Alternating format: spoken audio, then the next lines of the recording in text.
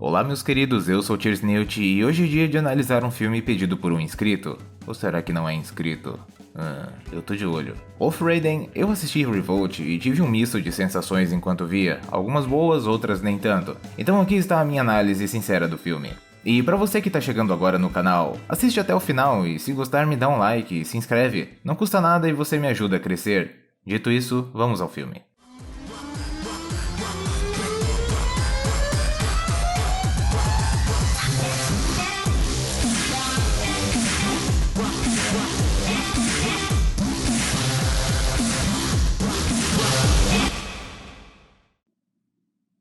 Ele começa e esse helicóptero de CGI ruim cai no horizonte nos avisando que vai ser um filme de baixo orçamento. E isso já de cara pode significar duas coisas, uma boa e uma ruim. A boa é que como é um filme independente e a verba é curta, eles não vão se apoiar completamente nos efeitos visuais. Ao invés disso, o foco vai ser mais nos personagens sobrevivendo e se desenvolvendo, como em Um Extermínio, por exemplo, filme aliás do qual esse aqui tem algumas coisas em comum. Mas calma que eu ainda chego lá. A coisa ruim que pode acontecer é o filme não se enxergar como um projeto pequeno e descambar para todas as convenções do gênero, com muito tiroteio, explosões, câmera lenta, muita computação gráfica e personagens estereotipados. Em meio a esse caos onde nunca podemos ver quem os está atacando, somente ouvir esse som metálico, acompanhamos esse soldado. Logo de cara, eu gosto bastante da construção dessa cena, a câmera treme mas nunca fica confusa. A fotografia é boa também, apesar de gritar que é um filme independente o tempo todo. Está tudo indo muito bem até que surge a primeira câmera lenta.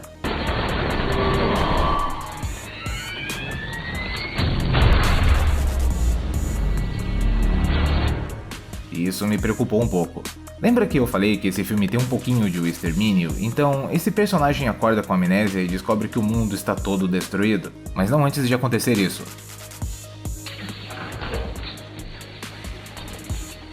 Bem interessante, né? Já temos um mistério para matutar enquanto a trama se desenrola.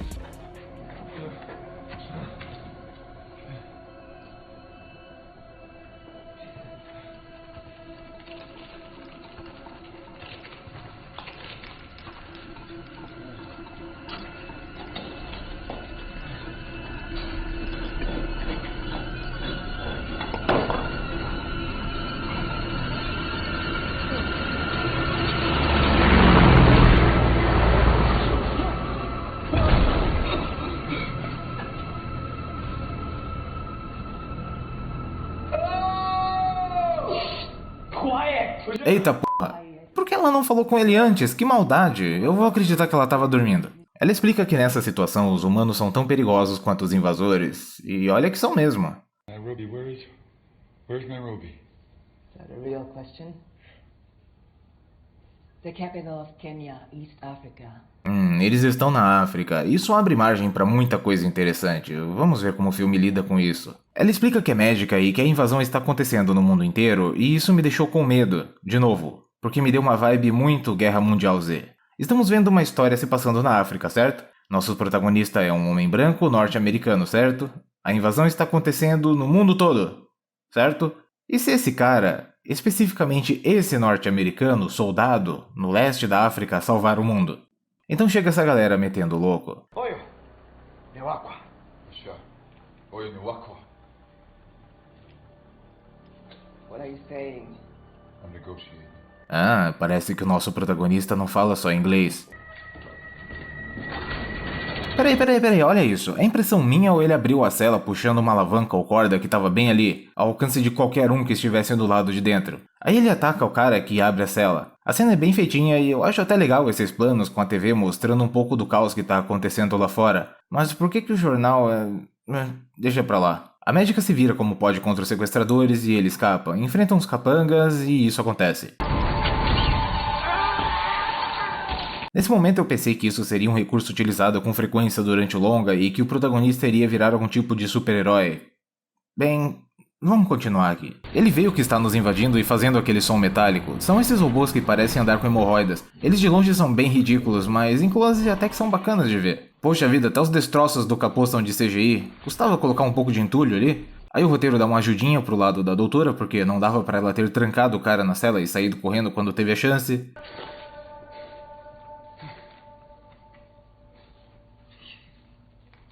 Came back for me? Yeah, of course. You're okay. Por favor, não virem um casal. Tarde demais. Ela diz que seu nome é Nadia e resolve chamá-lo de Bo. Após saber da existência de uma base americana nas redondezas, Bo decide pegar um carro e partir em direção ao local, mesmo Nadia sendo contra, então já fica meio claro que esse vai ser um road movie, e eu estou ok com isso. Bo começa a ter alguns flashbacks, mas não dá pra entender nada por enquanto. You handle a rifle pretty well for For a woman? a doctor. Clichêzão. Eles são emboscados por uma galera, um dos soldados se exalta quando vê o símbolo tatuado no antebraço de Bo, e então rola isso.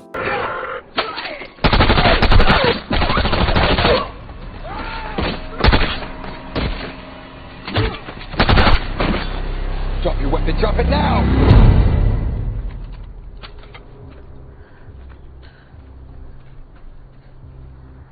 Stand. Stand up! Enough of this bullshit. We're speaking English. Eles são africanos, seu pau no cu. Você é que tem que se dirigir a eles na língua local. Não é como se você não soubesse falar. Isso é alguma desculpa para não pôr legendas? Aí o cara diz a ele que aquele é o símbolo da estação de rádio americana e que ela fica na fronteira do lado das montanhas. Então ele solta o que é provavelmente o texto mais interessante do filme todo. Many believe that these machines are American made. What? That the Americans use those dishes to call them here. Uou, já pensou que massa se no final os vilões fossem os americanos e todo esse clichê de soldado fodão fosse subvertido? Agora, antes que alguém me acuse de algo, eu não sou anti-americano. Na verdade, eu gosto bastante da cultura norte-americana, eu consumo ela na maior parte do tempo, mas existem certos apegos deles que simplesmente não me descem. Um deles é essa resistência com tudo que vem de fora, até quando querem contar uma história em outro país, precisam enfiar um protagonista americano nela. Se um filme de fora faz sucesso, eles logo querem fazer um remake. Quando um diretor talentosíssimo estrangeiro faz sucesso, como o Guillermo del Toro, logo eles querem sabotar até que a carreira do cara funde, ou que ele concorde em fazer mais enlatados abarrotados de clichês que eles tanto adoram. Eu não perdoo a Universal pelo que ela fez com Pacific Rim, ou pelo que eles fizeram com Hellboy, mas... Enfim, vamos continuar a review. Eles roubam o Jeep e de agora em diante o filme vai começar a mostrar esses planos de estabelecimento com os dizeres tantos quilômetros da fronteira. Então já sabemos o objetivo dos personagens. Rola uma conversinha bem chatinha no carro onde ela diz que o Bo deve ser das forças especiais porque ele luta bem demais e coisa e tal.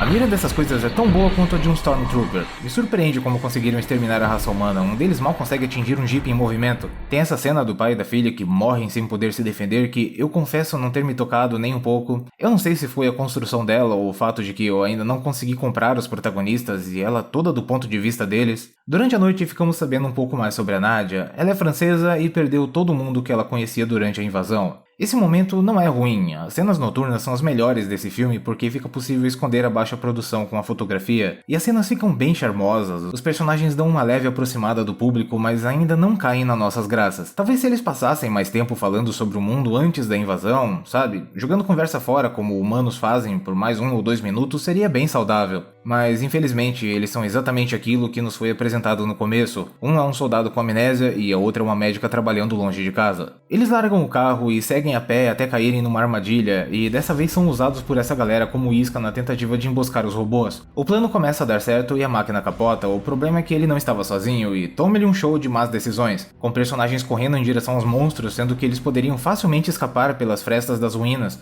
O mais engraçado é que o casalzinho está bem no meio do fogo cruzado e absolutamente nada acontece com eles. Eles até têm bastante tempo para escapar. Então o último sobrevivente do grupo pega uma moto e atrai os outros 2 robôs convenientemente para longe do local, deixando os protagonistas a salvo e a gente sem entender para que diabos toda essa sequência existe. Serve para mostrar que as criaturas de metal podem ser derrotadas. Mas você pode fazer isso simplesmente mostrando a carcaça de um deles caído e os protagonistas passando e constatando o mesmo. O motivo de cenas assim acontecerem é que o filme possui 1 hora e 23 minutos, sem contar com os créditos. Para uma produção ser considerada longa-metragem, ela precisa de no mínimo 1 hora e 10, ou seja, a produção sabia que a história não renderia tanto tempo assim e precisaram enxertar esse e mais alguns momentos contemplativos para que o filme fosse de fato considerado um filme. Ao passar por uma ponte, Bo confunde um fotógrafo com um sniper e quase mata o pobre bastardo. Ele está muito ferido e explica que tem naves abduzindo pessoas, então saca sua câmera fotográfica e faz uma exposição pra gente. A coisa vai indo bem até chegar aqui.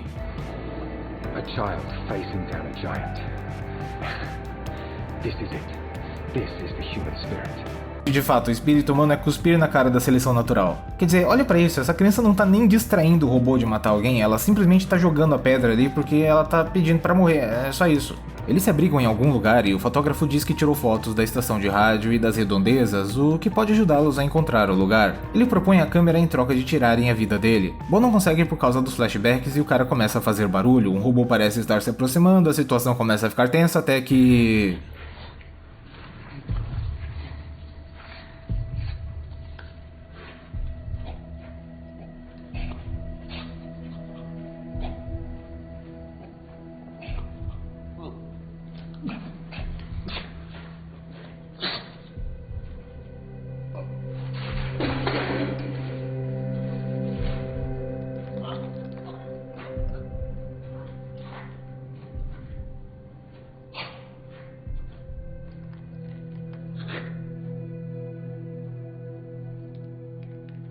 Uma pausa. Vamos refletir sobre o que acabamos de ver. Sabe aquela cena de Alien Resurrection onde a Ripley acha uma sala cheia de clones, aí um pede pra matar ele, então ao invés de ela pegar qualquer outra arma e dar um tiro na testa da criatura, ela cata um lança-chamas e mete fogo na galera toda ali? Não só matando de forma lenta e dolorosa os clones, como também fazendo um maior barulho porque os vidros explodem? Eu posso estar exagerando, mas pra mim isso é a mesma coisa. Sabe, se você embrulhar a cabeça dele com panos, encostar a nuca dele no concreto e atirar com a pistola, o tiro vai sair super abafado. Mas ela fez isso? Não, ela decidiu matar o cara da forma mais lenta e agonizante. Com certeza a execução que ele mais precisava após viver dias com aquele ferimento doendo sem parar. Isso pra mim foi requinte de crueldade. Aí o filme entra naquele momento contemplativo que eu falei que eu nem acho ruim, às vezes é bom ter uma pausa mesmo.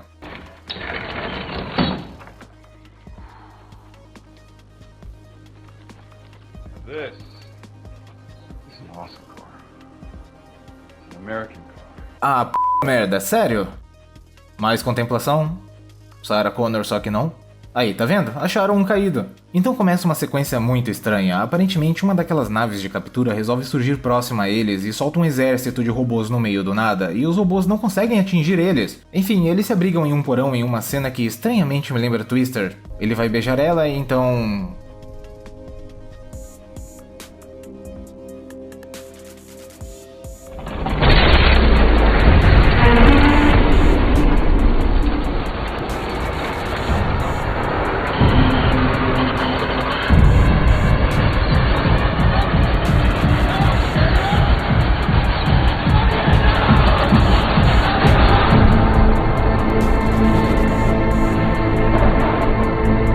Desse ponto em diante o filme começa a ficar um pouco mais interessante, é como se a partir daqui o roteiro de fato começasse a existir. Bo acorda com uma perna machucada e vagueia pelo sol quente até chegar à estação de rádio, porém ela já foi destruída junto de qualquer chance de tornar esse filme subversivo. Ele então encontra uma pichação recente e decide continuar a viagem até chegar em uma cidade. Lá ele é quase atacado, desmaia e tem um flashback um pouco mais revelador onde descobrimos que ele precisou matar um companheiro gravemente ferido. Isso explica bem porque ele teve péssimas reações nessas outras cenas. Ao acordar está em uma base de refugiados, eles explicam que desenvolveram um pulso eletromagnético, mas que precisam ativá-lo no local certo. Essa moça fica intrigada pelo fato de que Nadia foi levada, mas os aliens o deixaram para trás e logo depois a resposta para isso nos é dada.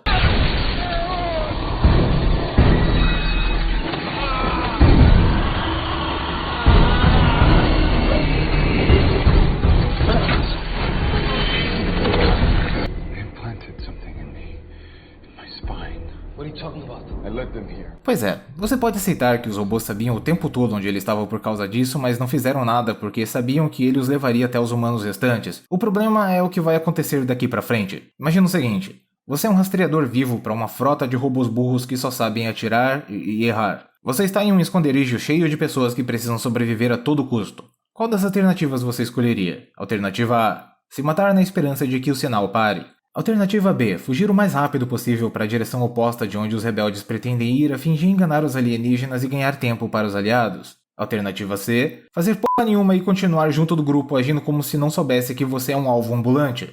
Vocês sabem qual ele escolheu, né? Eu não teria de fazer essa brincadeira se ele não tivesse pego a C. O mais estranho é que os robôs não agem como se ele realmente fosse o rastreador, eles atacam às cegas e de forma mais desorganizada possível. Ver o Bo andando assim do lado da arma é bem desconfortável quando você sabe que ele poderia estar bem longe dali atraindo o problema na direção oposta. Mas eu acho que precisamos de um soldado americano para fazer o que é certo nessa história, né? Mais um clichê? Olha só como a fotografia noturna agrega a esse filme, essa coisa voando é bem assustadora. Eles chegam até esse lugar onde as máquinas cercam as pessoas da forma mais improvisada possível. Por que essa galera tá ali? O filme nunca explica, eu acho que faz parte do mistério da trama. O plano deles é tirar as pessoas da área para então usarem o pulso eletromagnético. Bo mata um deles e começa a libertar o pessoal. O EMP falha deixando o nosso protagonista sem muita escolha se não ganhar tempo para o engenheiro consertar a máquina. Como ele faz isso? Não pergunta pra mim, talvez ele tenha estudado na mesma faculdade que a personagem da Vera Farmiga no Godzilla 2. Então acontece uma cena muito bonita. Vendo que um americano está prestes a ser executado por uma das máquinas, os prisioneiros se rebelam ferozmente e decidem que vão morrer por ele, parando de fugir e enfrentando seus algozes. Vendo que a máquina não vai ligar porque nem mesmo esse filme consegue ter um plot tão burro quanto Godzilla, Bo se lembra de seus poderes elétricos e se usa como condutor para sobrecarregar a máquina, provando assim que o nome do filme na verdade é um trocadilho, desativando todos os robôs em volta e levando a nave pro chão. Aliás, vocês sabiam que um pulso eletromagnético não funciona dessa forma? Quem liga, né? Ele se lembra de quem era, mas decide manter o nome que Nadia lhe deu. E o filme termina assim, sem dar nenhuma explicação sobre a invasão ou o que são os invasores, o que aconteceu com Nadia ou com todo o resto do mundo. E eu tô totalmente ok com isso. E vamos às considerações finais. Sobre o que é esse filme? Essa é a pergunta que eu lhe faço e que vou tentar responder, embora eu não consiga pensar em nada muito profundo. Lembram que eu falei no começo sobre esse filme poder ser duas coisas, sendo uma delas boa e a outra ruim? Pois é, eu diria que ele fica quase no meio entre as duas, mas tende mais pra ruim. Ele não extrapola com os defeitos o tempo todo, tentando ser um filme do Michael Bay, mas ao mesmo tempo se rende a todos os clichês do gênero. As atuações estão aceitáveis. Ironicamente, o casal principal parece atuar pior do que os atores africanos, e graças a Deus não tem criança nesse filme. O Lee Pace está sempre com a mesma cara, fazendo aquela voz meio rouca, meio sussurrada de galã. No geral ele convence como um soldado genérico, então acho que atingiu seu potencial. O que é estranho porque ele é o ator de mais nome no elenco, não que isso signifique muito, né?